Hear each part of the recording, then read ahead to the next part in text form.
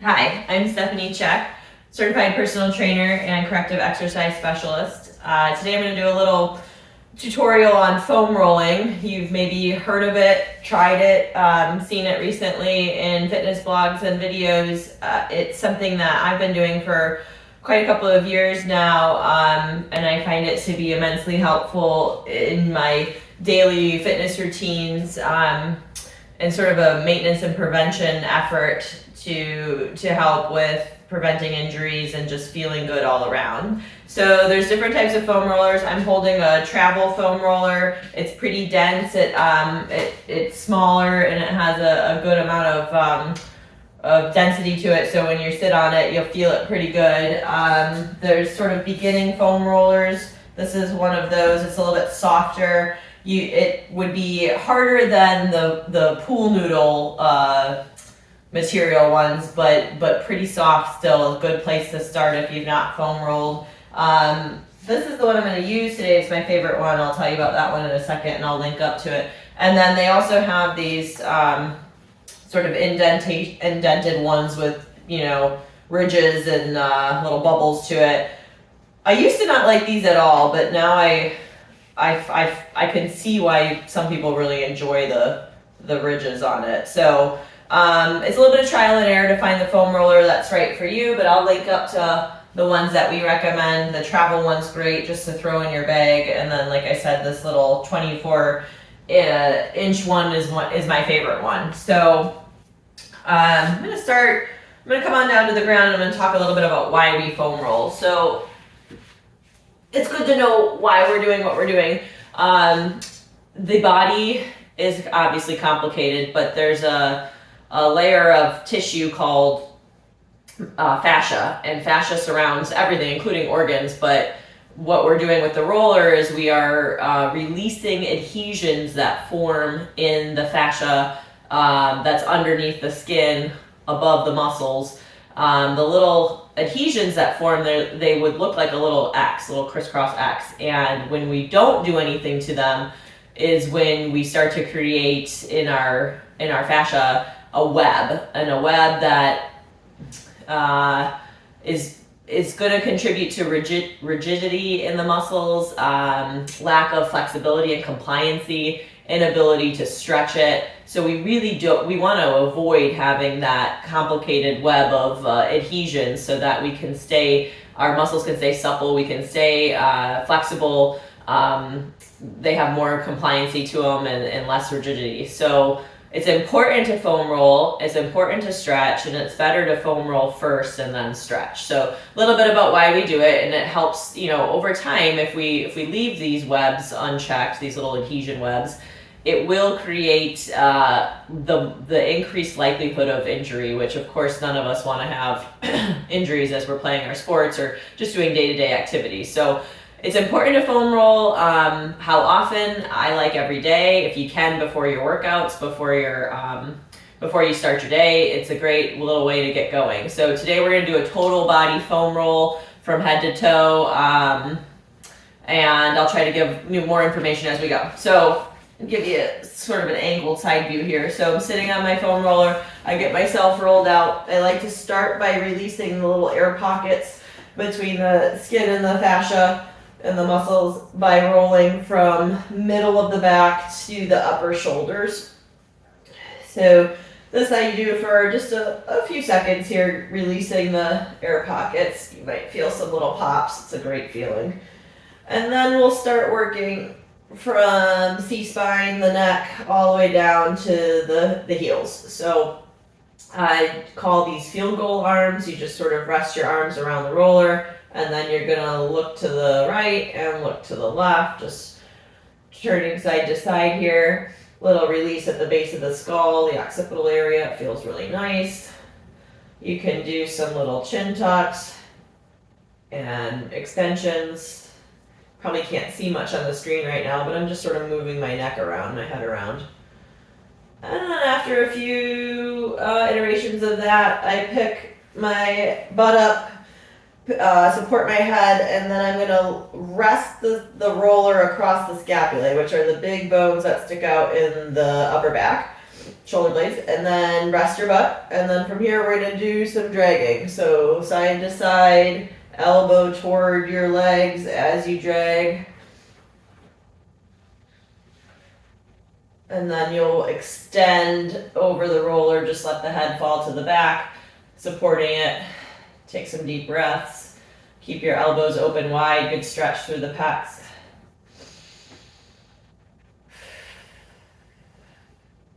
And then we'll pick the butt up, roll a little bit further right below the scapulae, start the drags again, side to side.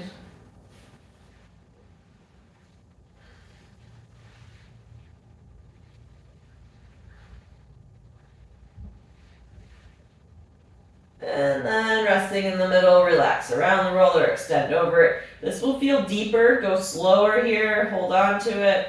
Take some deep breaths if you can.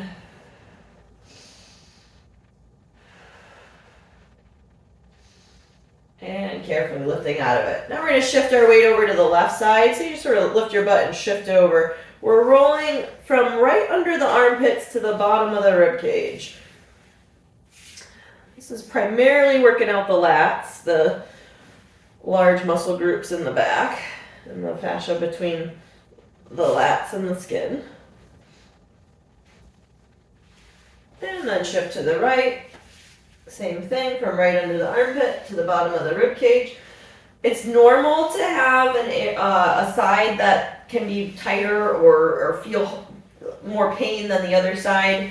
If you get to a sticking spot, an area that needs a little attention, you can stay there for about 5, 6, 8 seconds, somewhere in there, and then resume the roll. We don't want to sit and cut off blood flow to that area, so it's important to sort of keep moving. All right, this next section of the roll, the total body roll, is a little bit of a stretch. You get a little stretch while you're using the roller to facilitate a deeper stretch. So it's important to get the roller in the right spot. You'll sit, lay back, bridge your hips up, pull the roller to the very bottom of the back, top of the glutes. You should not be across your tailbone. It should sort of nestle right in the small of the back, the little low area right at the top of the glutes. From here, we're going to hug the right knee in and extend the left leg all the way toward the ground without it touching. This will give you a really good stretch through your psoas. You might feel it a little bit in the left quad. Holding for 20 to 30 seconds is ideal if you've got the time. And switching legs. Hopefully you're stretching right along with me, or go into the sections that you want to work on today. You don't always have to do the total body roll. If you only have a few minutes, pick the areas that you know need it the most on you. And then from here, we're going to wrap our hands around the roller to keep it from going flying. Pull your knees in towards your chest. Straighten out your legs and try to keep the knees as close to your face or chest as you can. With straight legs, good stretch for the hamstrings. Froggy feet, and then little teeny semicircles dragging along the roller. Side to side, switching back and forth. Left leg is going to rest on the ground, foot touching the ground. Right hand stays on the roller, left hand guides right knee across the body, so we're into a spinal twist here. The nice thing about doing the spinal twist on the roller is that the glute medius that's on the roller, so in this case the left, based on how I cued it, gets some nice pressure put into it. Not super intense, but a little bit of pressure, and then you get a little bit of a deeper stretch through the piriformis glute medius of the right side due to the elevation of the roller. And if you want to make it deeper, make sure we're keeping the right arm and as much as you can shoulder on the ground, and we're looking to the right. That'll give you a little bit deeper of a stretch. And then we'll come center, carefully. Switch your hands, so now left hand holds onto the roller, right foot onto the ground. Right hand guides left knee. Keep your left shoulder on the ground, look toward the left, and coming into spinal twist, nice and slow. Ooh, this side's deeper. It just depends. Some days you feel even, some days you feel deeper. If you're just starting out with a roller, like I said, I'd recommend getting a little bit of a softer one to sort of work into it. Also, you can, if you do have a firmer one and you're not quite ready for it, if you're on carpet or you're on a mat, like I am here, it reduces some of the firmness to the roller. So, eventually you're gonna bridge your hips up, push the roller toward your heels. Eventually, you won't want to be on a roller on a mat anymore. You'll want to be right on the hard floor, and that's a good thing. All right, so now we're gonna pick the butt up. We're gonna sit on the roller. We're gonna get the glutes and piriformis area and side hip area. So I like to make a figure four. I've crossed my left ankle over my right knee, and then I'm sort of pushing my weight and rolling around, little circle pattern on the left glute into the hip. And you can sort of double whammy it here while keeping the figure four. You can shift to the right, and then you'll get a nice stretch through the left side, and then some good extra pressure onto the right. And we'll do both sides so we don't ever leave one side overdone. And we're figure four to the right, turn to the right. So with foam rolling, there's a saying we like to use, hurts so good. It does hurt a little bit, especially if you're really tight and sore or you're new to it. But it shouldn't be excruciating pain. So if you're feeling that, back off, take some weight off, and then shift to the left. Keep that figure four. Ooh, that side's tight. Left side, right side is tight.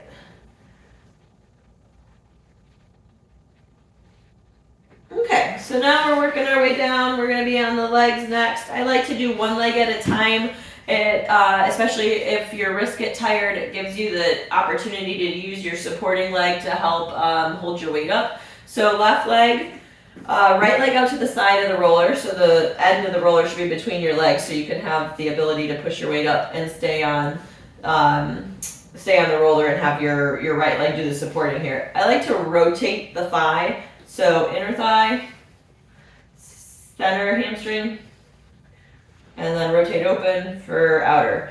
Outer is where usually people feel a little bit more ouch. But sometimes inner, sometimes hamstring. Depends on how tight you are for the week or day. It's just rotating back and forth between the adductors and the hamstrings and the abductors. And we're rolling the full length of the thigh here. So from right above the knee all the way up to the insertion by the glute. And then we do the same thing for the lower half, avoiding rolling on the back of the knee. We go down from the Achilles to right behind, before you would get to behind the knee. And then we can have that same nice rotation, internal, get the inner, and then middle, right on the calf, all the way down to the Achilles, and then we can open it too. Getting anterior and posterior tibialis.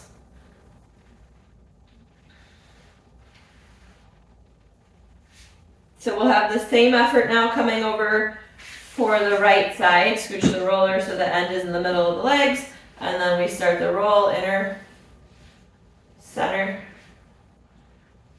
and rotate open for abductors. Oh, that's the spot.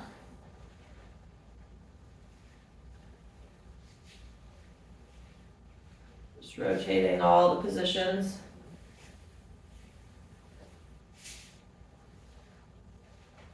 And then from Achilles to behind, before you get behind the knee.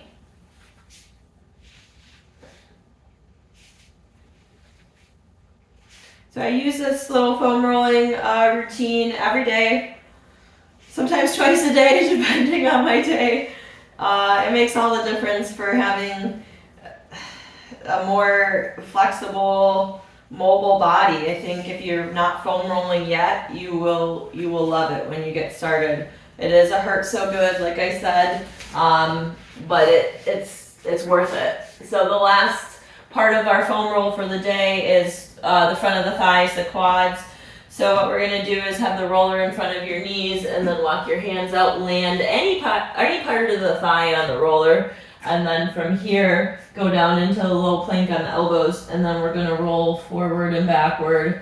You can do a little bit of rotation here too, if you get comfortable with it, where you sort of swoop the legs in and out, hitting all parts of all four areas of the quad. This is the spot where when I do this in a class I teach, most people really sort of sing for this, which makes it an area that needs to be tended to more frequently. You know, when you're getting started, if you don't have time for this total body roll, pick those areas that need your attention. You'll know which ones they are, and spend some time on them. Get them looser, break up those adhesions. It only gets better. So that's how I start a workout with the foam roll. It's a great way to start your day if you've got time for it. I hope that was a helpful tutorial on the types of foam rollers and what to do and why we do it. So thanks for watching. Have a great day.